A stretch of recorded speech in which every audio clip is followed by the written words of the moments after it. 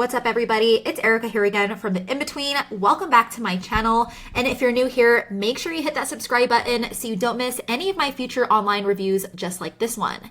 Today, I want to talk to you a little bit more about a question I get all of the time from you guys, which is what passive models actually work in 2025 and which ones are all just overpromises. Because to be real, guys, there are endless courses out there selling outdated methods that might sound good on paper, but in reality waste a ton of your time and money.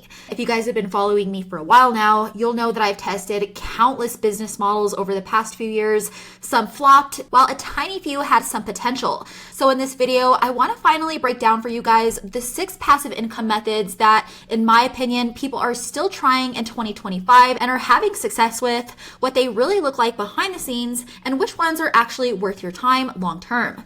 And beyond that, if you want to go deeper into the method I personally stuck with and that continues to pay me every single month on autopilot, go ahead and click on the link below for a free training that walks you through the whole method step by step. With that being said, let's jump right in. So let's start with KDP, aka Kindle Direct Publishing. Now, when it comes to this method, it's been slowly starting to gain traction over the years, and in 2025, it's definitely still around. Basically, you create digital books, everything from low content journals to full guides, and upload them to Amazon. And anytime someone buys, you basically get paid a commission. But here's the catch. The platform itself is super overcrowded now, and low ticket stuff simply doesn't cut it anymore. You either need to put out genuinely useful content or get really good at niche research and design. Personally, I've played around with many KDP courses in the past. I've done it for about 5 or 6 months, and it can be a lot of work, especially if you're targeting low competition niches or bundling it with SEO or keyword strategy. But in my experience, guys, it's rarely passive until you've actually built up a decent library of products. Moving on to print on demand, it's definitely still going strong in 2025, especially on platforms like Etsy, Redbubble, or even your own Shopify store. You create simple designs for t-shirts, mugs, planners, wall art, basically whatever you want, and a third-party supplier prints and ships all of the products for you. That means no inventory, no packing, and no customer service. But what people don't actually talk about is that the margins are extremely low and the competition is ridiculously high. You're either cranking out designs constantly or paying someone to help you scale. And unless you go hard on branding or find a super specific niche, it's almost impossible to stand out against millions of other sellers. While it may sound like a foolproof model, it's also extremely time-consuming upfront, and it's not truly passive unless you hit a viral product or build your entire system around it. So Airbnb arbitrage is one that I see a lot online lately, and yes, it is still working in 2025. How it works is you lean a property long-term, furnish it, and then list it on Airbnb for short-term stays. And the spread between what you pay in rent and what you earn in bookings becomes your income. And while it may sound simple upfront, guys, it's really a hospitality business disguised as passive income. You're dealing with constant guest turnover, cleanings, maintenance, pricing fluctuations, and not to mention all of the capital it takes to actually get the business up and running. With that said, the startup costs with Airbnb aren't that outrageous, but they're not exactly cheap either. You're constantly furnishing a full place, paying deposits, covering utilities, and hoping the local regulations don't change on you overnight. So while when it comes to Airbnb, it can be profitable, but it's not the type of set it and forget it business model that it's often portrayed as. Now, you've probably seen this one marketed as faceless YouTube, and the whole idea is to create a channel with niche videos, usually using AI scripts, voiceovers, and stock footage, and monetize it all through YouTube ads. You're not on camera, so that means you're dealing with a lot of faceless channels, and you outsource all of the content in the hopes to collect passive ad revenue, in theory. And it does work for some people, but YouTube in 2025 is way smarter than it used to be.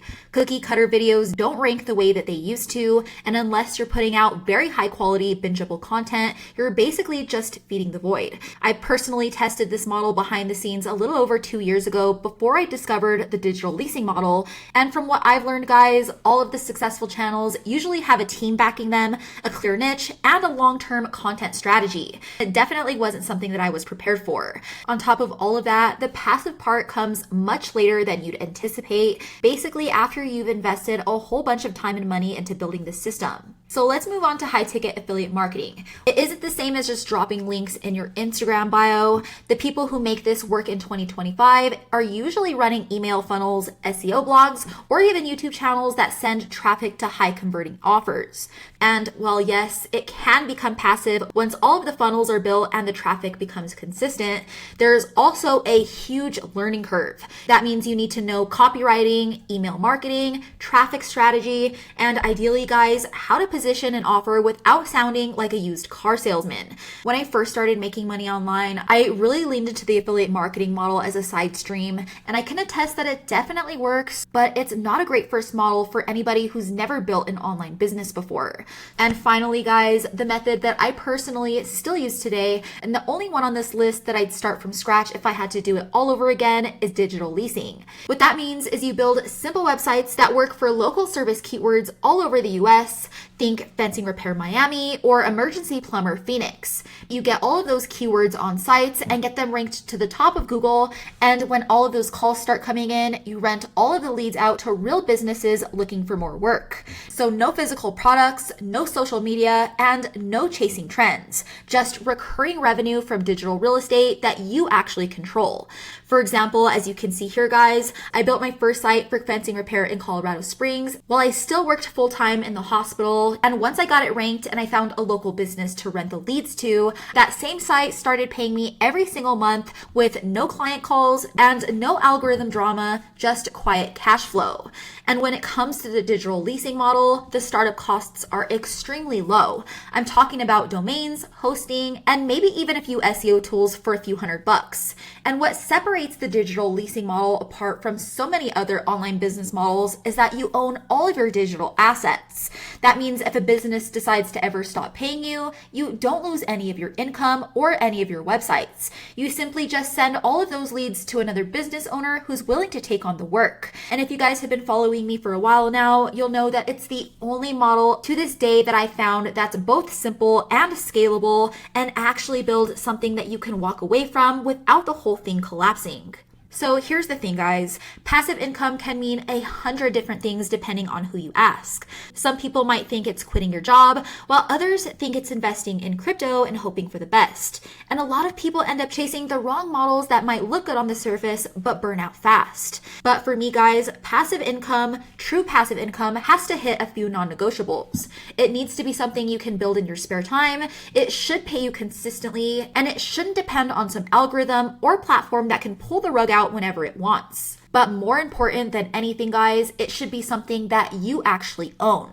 And after testing countless business models over the years and watching people around me do the exact same thing, the truth is most of those don't check all of the boxes. Digital leasing is the only one that does because it's simple, it's scalable, and once it's set up, it continues to work for you without you being stuck in the daily grind.